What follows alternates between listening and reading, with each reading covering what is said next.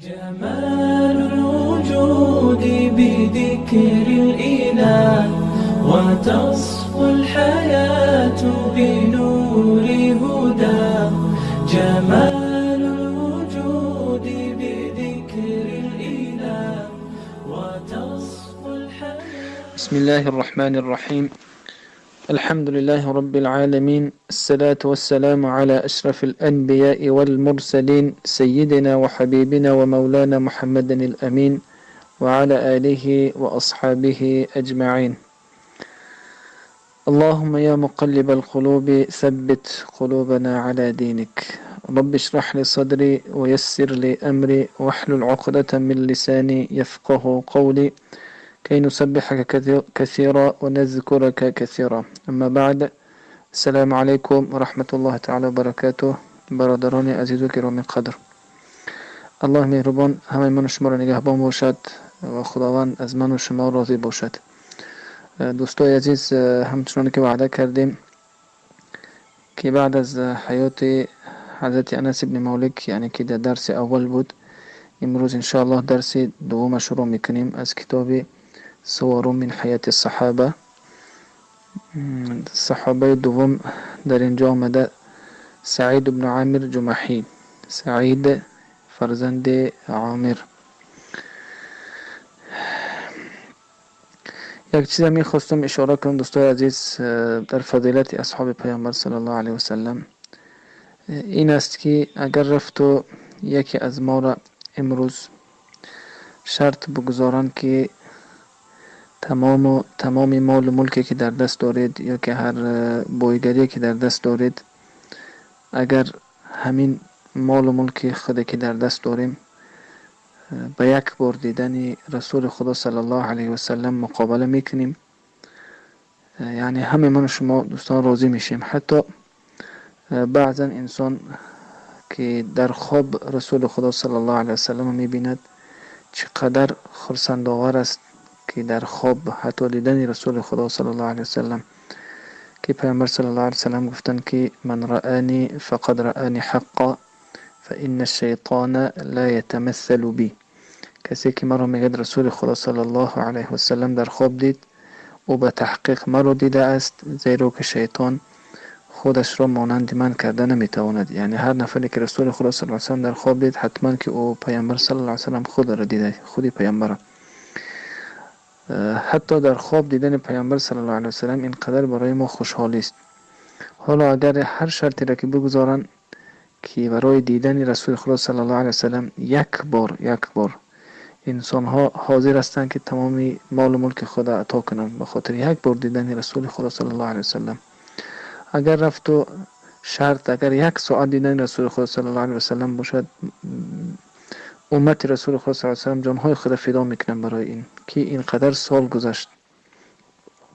اما ببینید دوستان، اصحاب پیامبر صلی الله علیه و سلم سالها در نزد پیامبر صلی الله علیه و سلم بودن.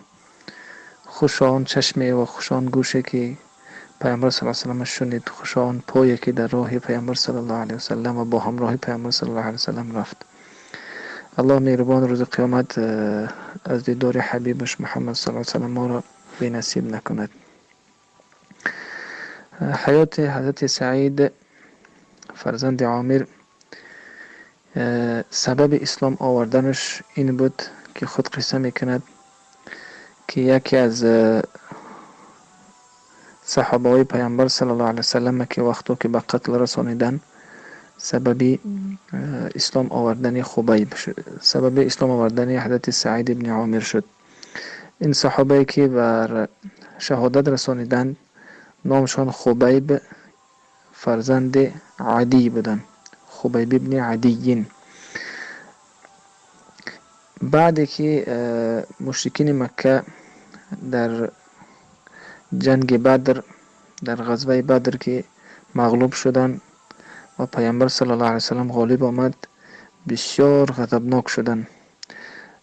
وقتی که بازگشتن، یکی از اصحاب پیامبر صلی الله علیه و سلم به خاطر انتقام گرفتن از پیامبر صلی الله علیه و سلم و فرو بردن غضب خودشون، یکی از صحابه های پیامبر به نام خبیب فرزند عدی چنان به یک بیرحمی و به یک ظلم کشته شد.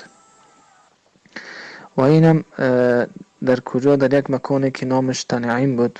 در همونجا این نفر بردن حضرت خبیب که صحابه پیامبر صلی الله علیه و سلم، در همونجا در یک چوبی که قاق شده است، یعنی یک چوب قاق، یک درختی رو بسته کردن و به نهایت بر یک شکنجه سخت او را به شهادت رسانیدن. و وقتی که اون بردن، مشرکین مکه اعلان کردن تا همه حاضر شود در یعنی بین مکه مکرمه تا ببینن و انتقام خود از پیامبر صلی الله علیه و سلم بگیرن. و در بین همین مردمی که جمع شدن، مردها یک طرف، کودکها یک طرف، زنها یک طرف، همه می اومدن به تماشای این موقع، این مکانی که حضرت خبیب به شهادت رسانیدن. و در بین کودک ها همین نفر یعنی سعید فرزند عامرم حضور داشت. و تا جایی که چنان حتی بزرگای مکه اونجا اشتراک کردن در شهادت رسیدن حضرت خبیب، همه یعنی کتف ها یکدیگر را زده، یعنی با هم شده می رفتند تا همون موقع تماشا کنند. سعید ابن عامر هم که عمرشان قریبی به بلاغت رسیده بود، میگه در بین همین کودک ها، در بین همین مردم اونم میرفت تا همین موقع تماشا کند که چی حادثه میگذرد. وقد اتاح له ذلك ان يرى اسير قريش مكبلا بقيوده. فرصت شد برای حضرت سعید ابن عامر که همین اسیری که قریشی ها گرفته بودن، همین خبیب، با دستهای بسته براش فرصت شد که همین ببیند که چگونه اونا به شهادت میرسانند. در یک طرف کودک ها بودن، در یک طرف جوان ها، در یک طرف زن ها، همه نشسته نظر میکردن که چگونه قتل حضرت خبیب یعنی به تمام میرسد. ولما وصلت هذه الجموع الحاشدة بأسيرها إلى المكان المعد لقتله، زمانی که رسید که همون جمع بزرگ از مردم جمع شدن تا ببینن همین اسیری که اونا اسیر با غدر گرفته بودن، با زوری، ببینن که چگونه قتل می شود. وقف الفتى سعید بن عامر الجمحی بقامته، یعنی اینم استادگری کرد در بین همون جمع مردم، یطل علی خبیب، یعنی خودش بلند میکرد تا ببینه که چگونه میشود کشتار حضرت خبیب. و هو یقدم الى خشبة الصلب، یعنی آورده بودن همون حضرت خبیب در چوبی که قاق است، یعنی چوب صلب گفته همون طرزی که در صورت ها هست خریستیان ها و نصارا که گویا که حضرت عیسی علیه السلام همچنین کشته باشن، یعنی دست های بسته کردن، در یک چوبی بسته شده است. اینم همین طور یعنی بسته کردن و از براش انتقام گرفتن از حضرت خبیب. و سمع صوته الثابت الهادئ من خلال صياح النسوة والصبيان وهو يقول، و میگوید که حضرت سعید که من شنیدم صوتی که از تحت دل است، به یک ثابت بودن است، به یک ثابت در دین بودن است، به یک صدای آرامی از بین صداها شنیده شد، از بین صداهای یعنی زنها و کودک ها، یعنی صدای حضرت خبیب شنیده شد که و هو یقول، و اون میگفت، چی میگفت؟ ان شئتم ان تتركوني اركع ركعتين قبل مصرعي ففعلوا. میگفت که اگر من اجازت بدین تا این که من 2 رکعت نماز بگذارم، همین خواهش کرد که من اجازت بدین، به نهایت یعنی خوب میشود و بهتر میشود. گفته حضرت خبیب از اونا پرسید که برام اجازت بدین تا 2 رکعت نماز بگذارم. ثم نظر الیه و هو یستقبل الکعبه، بعد از آن نظر کرد حضرت سعید، میگه من دیدم بس یعنی طرف حضرت خبیب نظر کردم، و هو یستقبل الکعبه، یعنی طرف کعبه خودش گذاشت و یصلی رکعتین، 2 رکعت نماز گذاشت. و این نماز آن گذاشتگی چی گونه میگه؟ نماز خوبه، نمازی که با تمام بود، نمازی که با یک خشوع، با یک ترس از الله مهربان جل جلاله. بعد که نماز تمام کرد، ثم رآه یقبل على زعماء القوم و یقول، طرف همان کلانهای قوم، بزرگهای قوم قریش گشت و گفت والله لولا ان تظنوا اني اطلت الصلاة جزعا من الموت لاستكثرت من الصلاة. شما گفت که قسم به خدا که اگر شما گمان برید که من نماز خود مقصد که با این قدر اتمام، با این قدر خوبی خواندم، اگر من از موت، از مرگ می ترسیده باشم، حالا همه نماز دراز می کردم، لیکن از ترس موت من نبود. این به خاطر نزدیک شدن به الله سبحانه و تعالی. ثم شهد قومه بعيني رأسه وهو يمثلون بخبيب حيا. بعد از آن حضرت سعید میگه من شاهدی دادم، یعنی دیدم با چشم سرم که حضرت خبیب چگونه عذاب و شکنجه میکنن، حتی که یمثلون بخبیب حیا، گوشتهای او را پاره پاره میکردن. فیقطعون من جسده القطعه، یعنی میکندند، یعنی پاره میکردن از جسد حضرت خبیب قطعه تلو قطعه، یعنی پاره پاره کرده. و هم یقولون له، و اونها میگفتند به سوی حضرت خبیب که اتحب ان یکون محمد مکانک و انت ناج، آیا دوست می‌داری که در جای تو محمد باشد صلی الله علیه وسلم و تو در نجات باشه؟ آیا همین دوست می‌داری که جای تو محمد باشد؟ همین قدر که تو در شکنجه و در سختی ها هستی و در جای تو محمد باشد صلی الله علیه وسلم. یا الله، ببینه که چگونه این جواب داد. گفت فیقول و دماء تنزف منه، می گفت و حال آن که خون از بدنش میریخت، در حالی که خونها از بدنش میریخت چی گفت؟ والله ما احب ان اكون آمنا وادعا في اهلی و ولدی و ان محمدا یؤخذ بشوکة. گفتن قسم به الله من دوست نمی دارم این که من باشم در خانه خود امن و امان، در خوبی و با همراهی اهل و فرزندهام باشم، و این که و ان محمدا یؤخذ بشوکة، یعنی همین عذاب من سختتر برای من هزار بهتر است از اون که بر پیامبر صلی الله علیه وسلم یک خار بر تنی او خلانده شود، یک خار. حتی عذاب یک طرف گفتن همه این من به عهده میگیرم، برای من این والله بهتر است از اون که یک خار در بدن پیامبر صلی الله علیه وسلم رسیده شود. یا الله.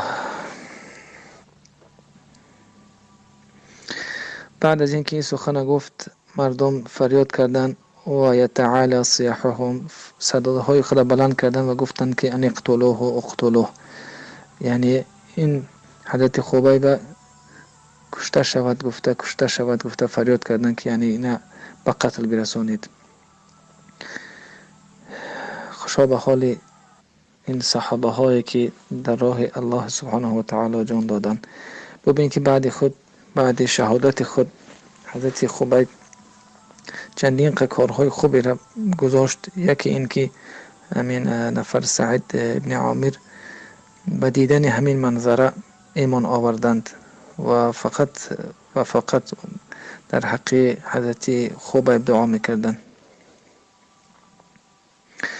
بعد از آن ثم ابصر سعید ابن عامر خبیبا، بعد از آن میگه من دیدم حضرت سعید ابن عامر خبیب را که یرفع بصره الی السماء، میبرداشت سرش را به سوی آسمان، نظرش را به سوی آسمان، من فوق خشبة الصلب و یقول، از بالای همون چوبکون بسته بودن و می گفت اللهم احصیهم عددا واقتلوهم بددا ولا تقاتل منهم احدا. می گفت که خداوندا این قوم انتقام بگیر، واقتلوهم بددا، و این قوم را همگی را نیست و نابود بگردان، ولا تقاتل منهم احدا، و یگان نفری از این قوم را به انتقام نگذار. ثم لفظ انفسه الاخیره، بعد از آن بعد که دعا را کردن نفسهای اخیر خود کشیدن. و به ما لم یستطع احد احصاءه من ضربات السیوف و طعنات الرماح، تا جایی که از دست زیاد شکنجه و عذاب کردن دیگر حساب هم کردن نمیشد که چند ضربه شمشیر است و چند ضربه که تیراندازی شده است. اینم حساب کردن نمیشد از دست عذاب زیاد، از دست شکنجه زیاد. الله مهربان حضرت خدای رحمت کند. و این قصه دوستان عزیز درازتر است. ما خواستیم که در دقیقه های کمتر این به پایان برسانیم. انشاءالله کوشش میکنیم یک درس یا دو درس دیگر شود که این قصه حیات حضرت سعید بن عامر تمام شود. امروز که صحبت ما در باب حضرت خبیب بن عدی شد، الله مهربان کلگی رحمت و مغفرت کرده باشد و خداوند من و شما را نگهبان باشد و از این قصه ما برای خود عبرت بگیریم که برای دین خود، برای ایمان خود و برای پیامبر صلی الله علیه و سلم باید خدمت های کنیم، دعاهای کنیم. این اصحاب پیامبر صلی الله علیه و سلم ببین که به خاطر الله جان باختن، نامشان در تاریخ گذاشته شد. تا روز قیامت نام اینها گرفته می شود، برای این رحمت خوانده می شود و هیچ کاری هم به آسانی، یعنی کارهای بزرگ هم به آسانی به دست نمی آید تا اینکه یک مشکلی نبینی. یک امر خوب، یعنی به یک نصرت کلان هم رسیدن آسان نیست. به همون خاطر الله مهربان ما غیرت حضرت خبیب برامون حتی کمتر هم که باشد برامون خداوند متعال نصیب بگرداند. و الله مهربان شما هم دوستان عزیز خداوند هر کجا باشید سلامت باشید. ان شاء الله در درس های بعدی ما قصه را دوام میدیم. ممکن یک درس و دو درس دیگه در باب حیات حضرت سعید بن عامر شود. السلام علیکم و رحمت الله و برکاته و آخر دعوانا ان الحمد لله رب العالمین.